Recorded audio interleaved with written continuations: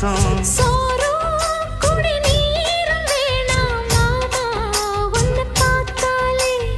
ஆறும் பசியாரும் தானாச மொழி கேட்டாலே ஒன்ன பிரிஞ்சிருக்க தன்னன் தனிச்சிருக்க அம்மம்மாடி அப்பப்பாடி என் மனசு ஒத்துக்காது செந்தூர பாண்டிக்கோரு சோடி கிளி கூ